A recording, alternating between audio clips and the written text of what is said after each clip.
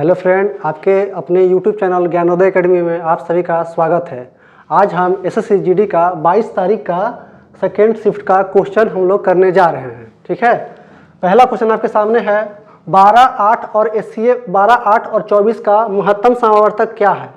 महत्तम समावर्तक उसको बोलते हैं जो दिए गए संख्या को पूरा पूरा काट दे। ठीक है, तो आपके पास है 12, फिर कितना है 8 है, फिर कितना है 24।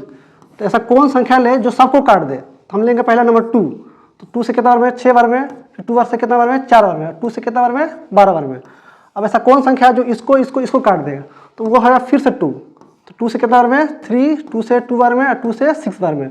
अब ऐसा कोई संख्या नहीं है जो 3 को भी काट दे, 2 को भी काट दे और 6 को भी काट दे, क्योंकि 3 एक प्राइम नंबर आ गया, फिर यहाँ भी एक प्राइम नंबर आ गया। जब 2 प्राइम नंबर आ गया तो प्राइम नंबर का एचसीएफ 1 होता है। इसलिए आपका जो एचसीएफ यहाँ बनेगा, ठीक है, 2 × 2 यानी कि कितना 4 is the right answer. Next चलते हैं। यहां क्वेश्चन कर रहा है S1 और S2 द्वारा प्राप्त अंकों का औसत S2 और S3 द्वारा प्राप्त अंकों के औसत से 35 अधिक है। ठीक है, तो औसत क्या होता है। ठीक है, यानी औसत बताया कि सभी संख्याओं का योग बटा सभी संख्याओं की संख्या से भाग देना। तो यहाँ पर ही S1 प्लस S2 का औसत जो है, ठीक है, S2 और S3 का औसत से 35 अधिक है। तो इसका योग कितना आएगा। ठीक है, S2 और फिर S3, तो S1 और S2 का अंकों का औसत S2 और S3 के अंकों के औसत से 35 अधिक है, यानी कि ये अधिक है। ठीक है, अगर इसको मानते हैं x, तो कितना हो जाएगा इसका औसत x + 35। लेकिन यहाँ पर योग निकालना है, तो योग होगा औसत गुने संख्या, यानी कि 2 से मल्टीप्लाई करेंगे। यहाँ भी 2 से हम मल्टीप्लाई करेंगे।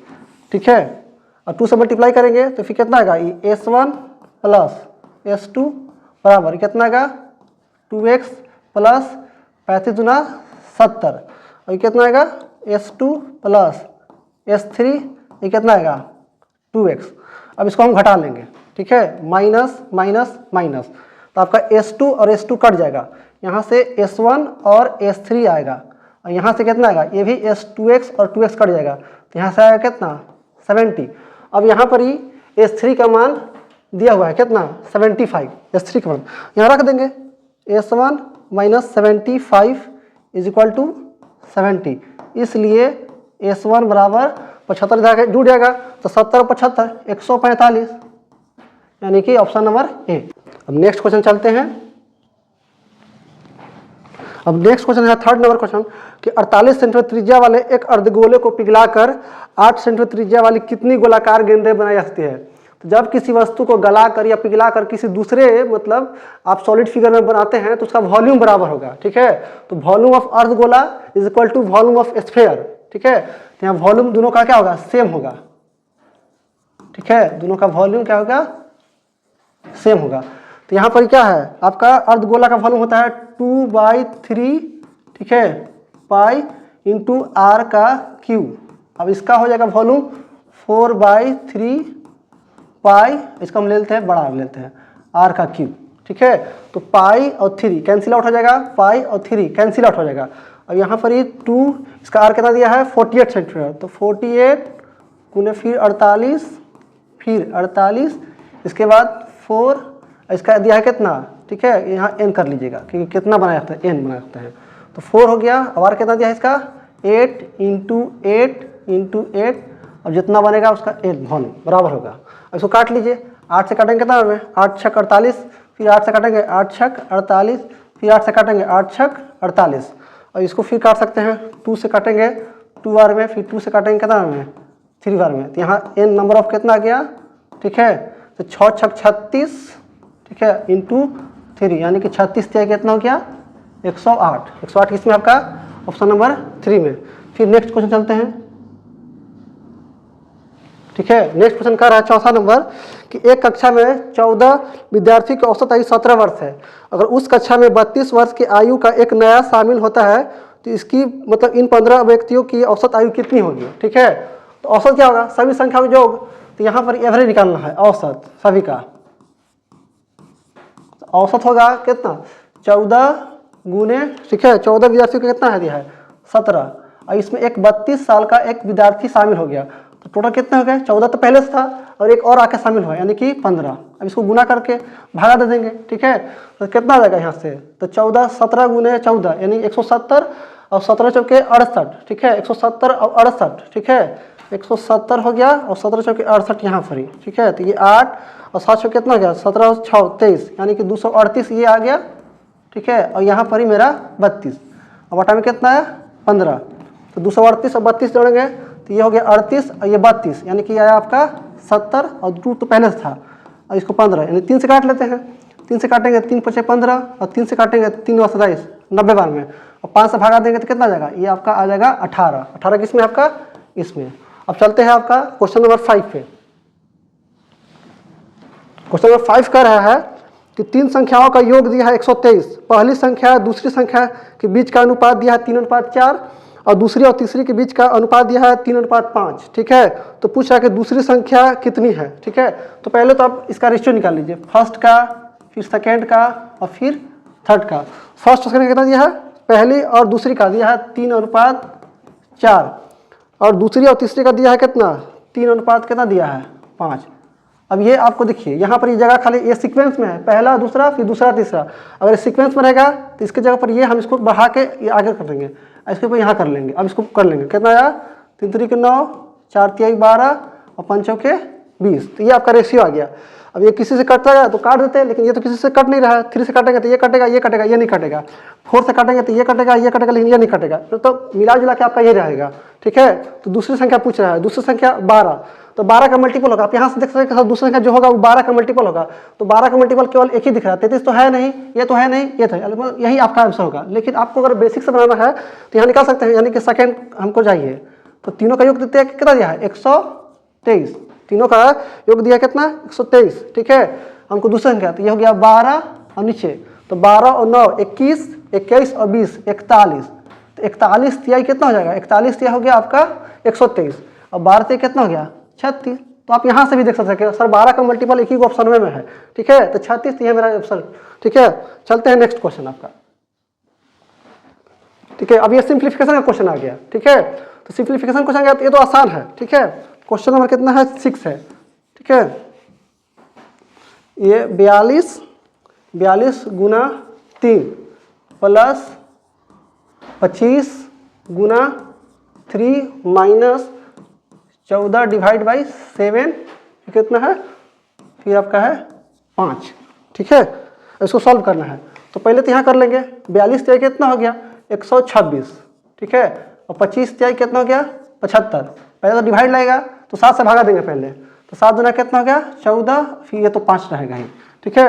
अब इसको जब जोड़ेंगे तो इसको मान लिया 25, इसको मान लिया 75, तो 200 तो यह बढ़ गया, अब एक यहाँ से है यानी कि 201, ठीक है, और माइनस 10, अब इसमें से घटाएंगे तो इकाई कितना आएगा 1, क्योंकि 10 में 1 में से 0 गया तो 1 ही रहेगा, तो एक ही में ऑप्शन में ही है इकाई, हालांकि इसको घटा लीजिएगा, ठीक है। 201 में से अगर आपका 10 गया तो कितना आएगा 191 आएगा, ठीक है।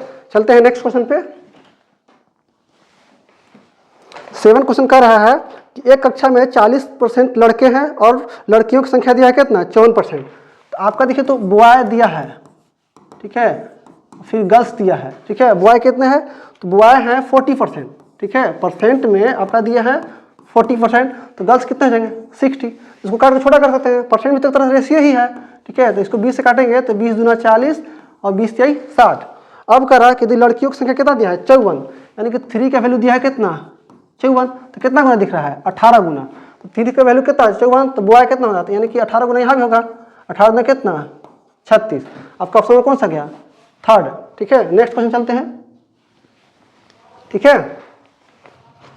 अब 8वां क्वेश्चन कर रहा है कि एक व्यक्ति ने 1 रुपये में 20 के दर से पेन खरीदे, कुछ पेन खरीदे और उन्हें 1 रुपये में 15 दर से बेच दिए, तो ऐसा क्वेश्चन जब भी आएगा ना तो उसके लिए एक ही तरीका है, ठीक है, उसके लिए एक ही तरीका है कि आप कुछ मत कीजिए, रुपया बटा मात्रा, ठीक है, अगर ये खरीदेगा तो सीपी देंगे, ठीक है, समानुपात का साइन देंगे, और फिर रुपया बटा मात्रा, अगर बेचेगा तो एसपी देंगे, ठीक है। यहाँ पर कह रहा है कि 1 रुपये में 20 के दर से पेन बेचा है, ठीक है, और फिर 1 रुपये में 1 रुपये में 20 के दर से पेन खरीदा है और 1 रुपये में 15 के दर से बेच रहा है, ठीक है, तो उसको क्या हुआ लाभ हुआ कि हानि हुआ, तो रुपया 1 रुपये में कितना बेच रहा है, तो 1 रुपये में 20 से खरीदा है, ठीक है। तो खरीदा है तो ये अपने आप में 100 समानुपात, और फिर 1 में 15 से बेच रहा है, यानी 1 में 15 बेचा। अब यहाँ पर क्या होगा, अगर 100 से बड़ा होगा तो प्रॉफिट हुआ और 100 से कम हुआ तो लॉस हुआ।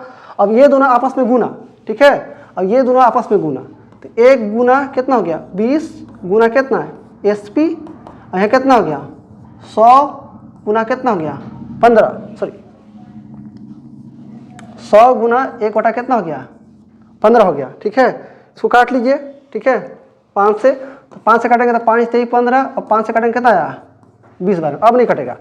तो इसमें कितना आया, अब ये 20 यहाँ चलेगा, तो 20 गुने 20 कितना आया 400 और बटा 3, तो इसको भागा दीजिएगा तो ये आएगा 133.33, यानी कि 100 से कितना बेसी है, यानी कि आपका 100 से एक्स्ट्रा कितना है, तो 33.33%, यानी कि इतना का प्रॉफिट होगा। ऑप्शन किस में है 4 में। अब चलते हैं आपका नेक्स्ट क्वेश्चन, क्वेश्चन नंबर 9।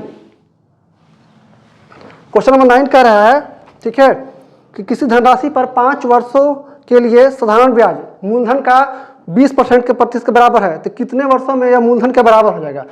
तो यहाँ पर ही कुछ भी आप अपने से मान लीजिए, पी मान लीजिए कितना 100 रुपया, ये अपने से माने हैं, ठीक है।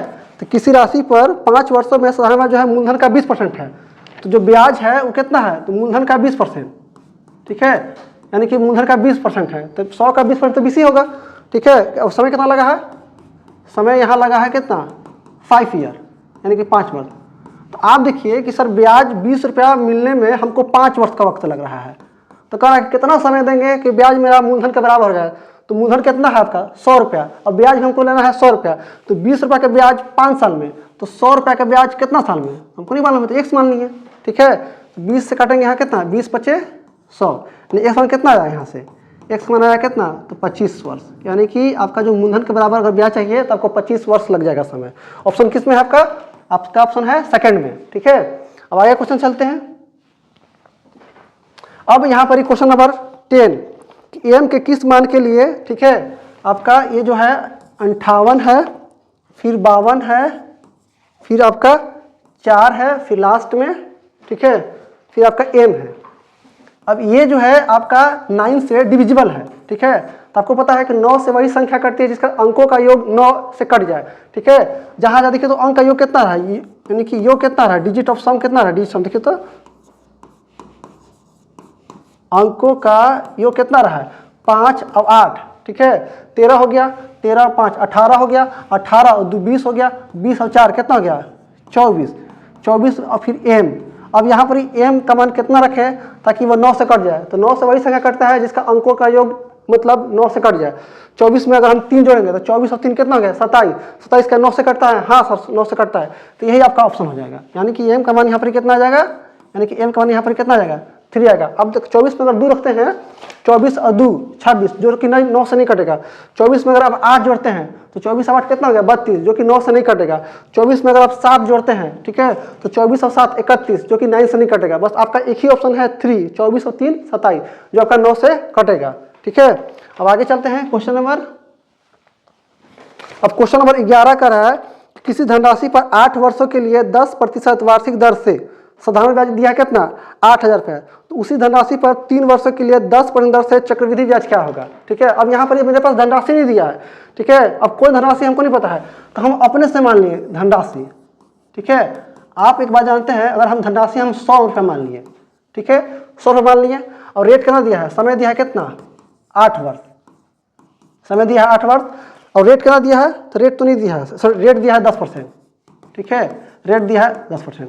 अगर मेरे पास धनराशि 100 रुपये है, ठीक है, और समय दिया 8 वर्ष और रेट दिया कितना, ठीक है, तो ब्याज हमेशा अगर आपके पास अगर मूलधन आपका 100 रुपये है तो ब्याज हमेशा R गुना T, ठीक है, यानी कितना आया 10 गुने 8, यानी कितना आया, यानी कि 80 रुपये आया कितना साधारण ब्याज, और किताब में कितना दिया है 8000 दिया है साधारण ब्याज। तो बस लगा दीजिए समानुपात कि सर 80 का वैल्यू कितना आया है 8000। तो अब कह रहा है कि इसी धनराशि पर, ठीक है, इसी धनराशि पर 3 वर्ष का, इसी धनराशि पर अगर समय है कितना 3 वर्ष और रेट दिया है कितना, रेट है 10%, तो मेरा CI कितना होगा CI। तो आपको पता होगा कि अगर रेट आपका, अगर आपको पता है कि अगर रेट मेरे पास 10% है तो 3 साल का जो CI बनता है वो कितना बनता है 36.1, ये चीज़ थोड़ा सा याद रखना पड़ेगा, ठीक है। इसको हम कहीं लिख देते हैं यहाँ पर, ठीक है।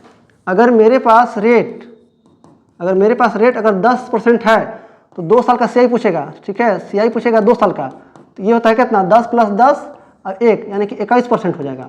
अगर CI पूछेगा 3 साल का, ठीक है, तो कितना हो जाएगा, ये आपका बन जाएगा 33.1 बनेगा, ठीक है। तो हमसे इसका मान पूछा है, तो हमको पता है कि 80 का वैल्यू इतना दिया है, तो 33.1 का वैल्यू कितना आएगा, वाट। अब इसको सॉल्व कर लेंगे।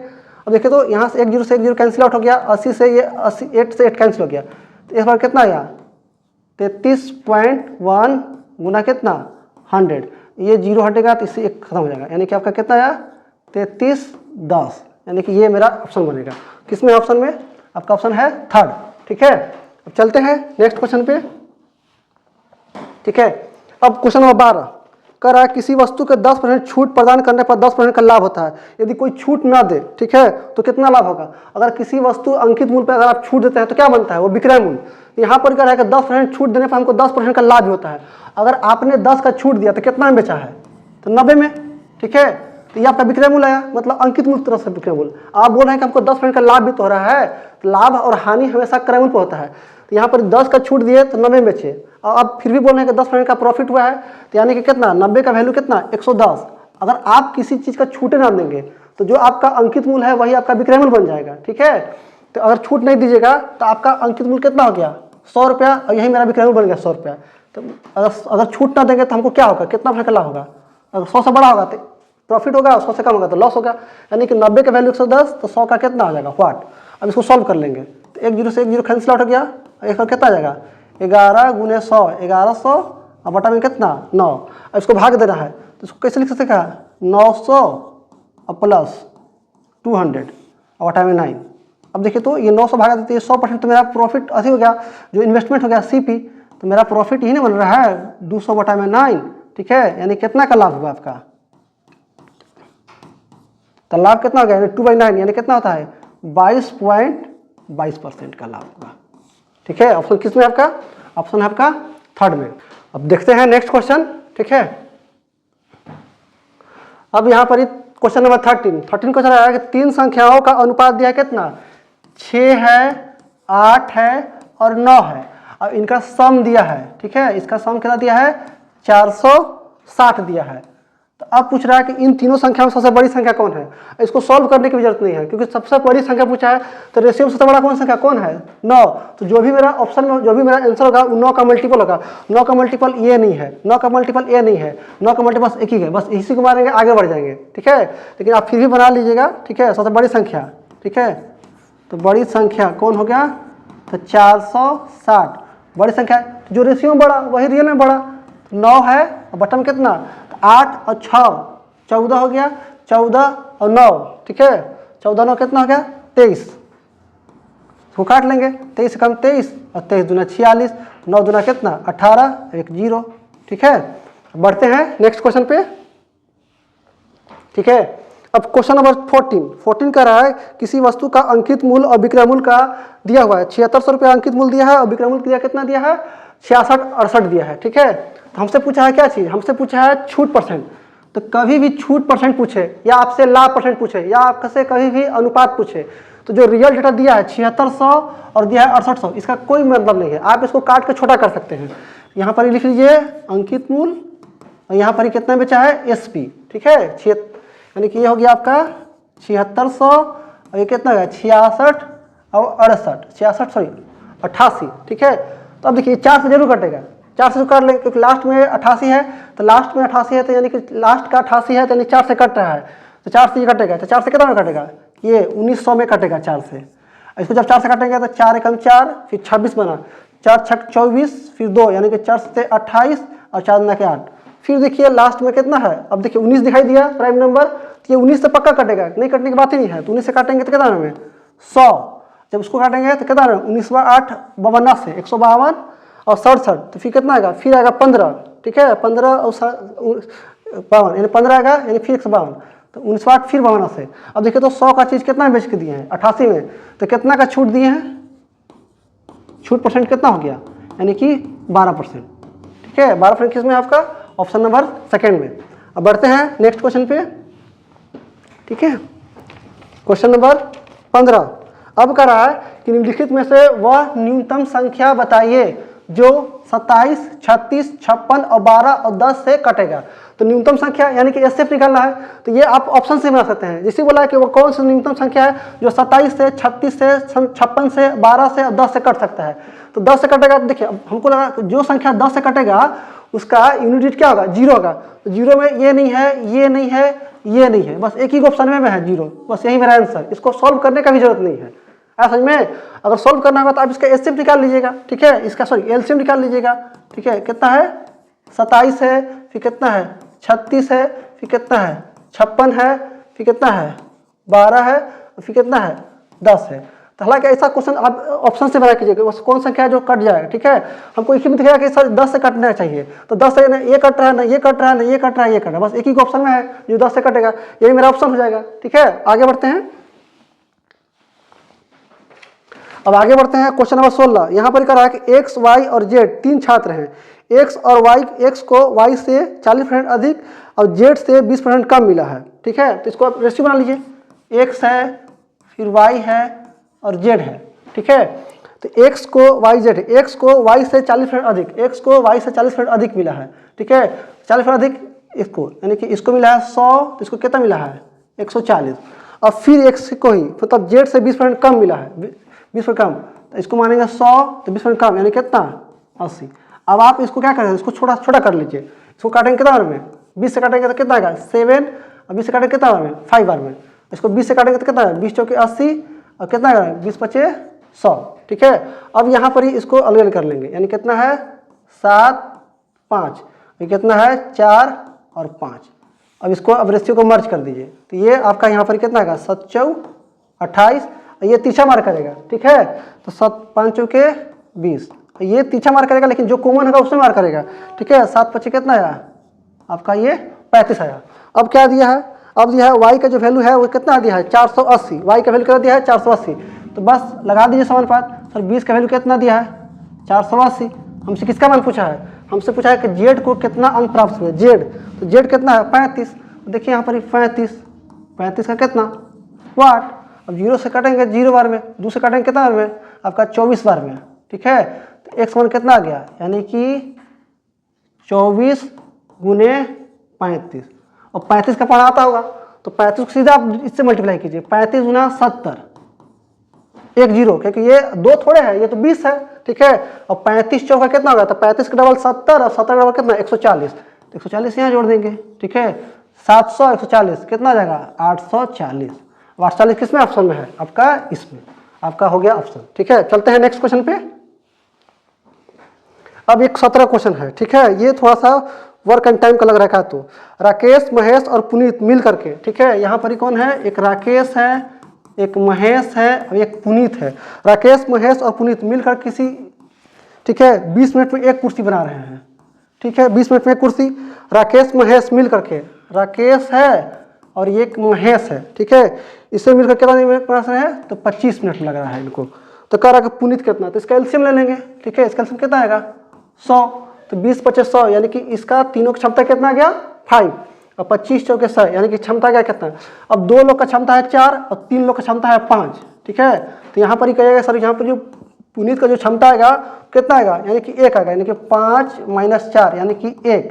अब कह रहा है कि पुनीत अकेले उस काम को कितना नहीं करेगा, तो पुनीत से करवाना है, तो टोटल काम कितना है आपका 100, और इससे भागा देंगे क्षमता से, यानी कितना आएगा, तो 100 मिनट, ठीक है। ऑप्शन किस में है आपका, ऑप्शन नंबर सेकेंड। अब बढ़ते हैं नेक्स्ट क्वेश्चन पे, ठीक है। अब ये क्वेश्चन आपका फिक्स पैटर्न का है, ठीक है, प्रॉफिट एंड लॉस का है। एक व्यक्ति एक वस्तु को खरीदता है और उसे 20% हानि पर बेचता है। यदि वस्तु को 30% कम मूल्य पर खरीदता और 125 रुपये अधिक में पर बेचता तो उसे 50% का प्रॉफिट होता है। ये आपका फिक्स पैटर्न का क्वेश्चन है, ठीक है। यहाँ लिखेंगे CP और यहाँ लिखेंगे SP। अब देखिए, एक व्यक्ति एक वस्तु को खरीदता है और इसे 20% के हानि पर बेचता है। अब 100 रुपया में खरीदा है, तो बेचा कितना में है 80 में, ठीक है। और वह 30% कम में खरीद के लाता, 30% कम में खरीदता, ठीक है, 30% इसको कम में खरीद रहा है, तो कितना में खरीदता 70 में, ठीक है। और 125 रुपया अधिक बेचता, तो ये विक्रय मूल्य का अंतर है। ठीक है, तो कितना का लाभ होता? तो 50% का लाभ होता। तो अब हम लाभ लेंगे यहाँ पर ही, यहाँ पर कितना का लाभ हो रहा है? तो 50% का प्रॉफिट हो रहा है। तो 50% का प्रॉफिट यानी 70 रुपया मेरा आपका क्या क्रय मूल्य और 50 का प्रॉफिट, यानी कि कितना? 35। तो 70 ये तो मेरा आपका हो गया और 35 मेरा हो गया प्रॉफिट। तो कितना बन रहा है? 70 और 35 कितना? 105। मतलब पहले बेचे थे आप 80 में, अब बेच रहे हैं कितना में? 105 में। तो आप देखिए तो कितना बढ़ा दिए। ठीक है, तो आप बोलिएगा कि सर हम 25 रुपये बढ़ा दिए। तो 25 रुपये आप अपने द्वारा बनाया है, आपको कहीं नहीं बोला है किताब में कि आप 100 मानिए 80 मानिए, आप कुछ भी मान सकते थे। ठीक है, तो 25 बढ़ा है एक्स्ट्रा, लेकिन किताब वाला कितना बोला एक्स्ट्रा? 125। ठीक है, तो 25 का वैल्यू कितना हो गया? 125। तो आपसे पूछ रहा है वस्तु का क्रय मूल्य, तो वस्तु का क्रय मूल्य तो 100 है। ठीक है, तो 100 का कितना? 8। अब काट लीजिए, 25 से काटेंगे कितना में? 5 बार में। 100 कितना आ गया? 100 गुने 5 यानी कितना आया? 500। ऑप्शन देखिए तो किसमें है आपका? Option number first. ठीक है, आ रहा समझ में? अब नेक्स्ट बढ़ते हैं। अब एक 19 क्वेश्चन फिर आ गया टाइम एंड वर्क का। ठीक है, यहाँ कह रहा है कि मनीष अकेले एक काम को 48 दिन में पूरा कर सकता है और प्रताप अकेले उस काम को मनीष से आधे समय में पूरा कर सकता है। तो वे दोनों मिल करके कुल काम का 1/4 भाग कितना दिन में करेगा? ठीक है, तो यहाँ देखिए तो एक है मनीष, अब एक है कौन? एक है प्रताप। तो मनीष अकेले काम को 48 दिन में कर सकता है। ठीक है, रहने दीजिए इसको। फिर आगे बढ़ रहा है कि प्रताप उसी काम को अकेले आधे समय में कर सकता है। प्रताप यानी कि अगर मनीष जो है अगर 2 दिन में काम करता है तो ये आधा दिन में काम कर देगा। तो ये जो है ये आपका समय का रेशियो आया है, समय बोला कि आधा समय करना है। तो क्षमता क्या होगा? जस्ट इसका सर उल्टा, जस्ट इसका क्या होगा? उल्टा, यानी कि ये होगा 1, तो ये हो गया 2। अब यहाँ पर एक फॉर्मूला पढ़ेंगे कि क्षमता गुने समय टोटल काम। तो जिसका क्षमता दिया रहेगा उसी का समय लेना है। तो यहाँ तो क्षमता तो दोनों का दिया है सर, क्षमता इसका भी दिया है इसका दिया है, लेकिन समय दोनों का नहीं दिया है। समय किसका दिया है? समय दिया है मनीष का। ठीक है, तो जिसका क्षमता उसी का समय लेंगे। तो मनीष का क्षमता दिया है तो हम यहाँ से टोटल वर्क निकाल लेंगे। टोटल वर्क निकाल लेंगे। क्षमता किसका दिया है? समय दिया किसका? मनीष जो है 48 दिन में, और मनीष का क्षमता कितना दिया है? 1। तो टोटल काम निकल गया 1। लेकिन अब करा कि वे दोनों मिल करके काम का कितना कराना है? 1/4। पूरा काम नहीं करवाना है। ठीक है, तो पूरा काम नहीं करवाना है, 48 तो काम नहीं करवाना है। ठीक है, 48 का 1/4 काम करवाना है। अब किससे करवाना है? तो मनीष से भी करवाना है और प्रताप से भी कराना है। तो दोनों को क्षमता से भाग दे देंगे। ठीक है, दोनों क्षमता कितना? 1 + 2 यानी कि 3 से भागा देंगे। ठीक है, 4 × 12 और वर्चव कितना जाएगा? 48 यानी कितना आया आपका? आया 4 दिन। ठीक है, 4 दिन का ऑप्शन में है, ऑप्शन नंबर आपका 2। ठीक है, अब नेक्स्ट क्वेश्चन बढ़ते हैं। अब देखिए यहाँ कर रहा है कि एक नाव समान चाल से 54 किलोमीटर की चाल से दूरी 54 किलोमीटर की दूरी तय करती है। यदि वह 3 किलोमीटर का दूरी 3 किलोमीटर की चाल वृद्धि कर दी जाए तो समान दूरी तय करने में उसको 3 घंटे मतलब लगेंगे, 3 घंटे कम लगेंगे। तो पूछ रहा है कि नाव का मूल चाल कितना होगा। ठीक है, तो इसके लिए एक फार्मूला आता है। ठीक है, हालांकि फार्मूला है एक, कभी भी आपको अगर 2 चाल दिया रहेगा और समय में अंतर दिया रहेगा, ठीक है, तो उसका डायरेक्ट फॉर्मूला होता है कि सर पहला चाल और फिर कितना? दूसरा चाल और फिर चाल का अंतर, और यहां पर ही टाइम का अंतर, कितना टाइम का अंतर। ठीक है, यहां देखिए तो दूरी कितना है? 54। ठीक है, और पहले साल कितना है? तो पहले साल तो दिया नहीं है क्योंकि हमको नाव का मूल चाल निकालना है। तो मूल चाल हम मान लिए x। अब चाल में क्या कर रहा है? 3 किलोमीटर वृद्धि कर रहा है, 3 किलोमीटर वृद्धि कर रहा है। तो अब न्यू चाल कितना आएगा? x + 3। अब चाल का अंतर कितना आ गया? चाल का अंतर तो 3 आएगा, लेकिन समय में कितना बेसी लग रहा है? कम बेसी समय में लग रहा है 3। अब ये 3 से 3 आपका कैंसिल आउट हो गया। अब यहाँ देखिए x × x + 3 = 54। अब इसको सॉल्व करने बैठेंगे ना तो आपका द्विघात समीकरण बैठ जाएगा। अब इतना टाइम नहीं रहता एग्जाम में कि हम द्विघात समीकरण सॉल्व करें। अब यहाँ पर इसको सॉल्व करना है ऑप्शन से। अब ऑप्शन लेते हैं उठा करके, पहला ऑप्शन लेते हैं तो यहाँ कितना आएगा? 6 और 6 3 कितना हो गया? 9। देखिए तो आपका 35 किया, हाँ 35 कर गया। तो नाव का जो मूल चाल होगा कितना होगा? 6 किलोमीटर होगा। ठीक है, आपका 20 क्वेश्चन हो गया। ठीक है, आपको अच्छा लगे तो लाइक कीजिए एंड सब्सक्राइब कीजिए। ठीक है।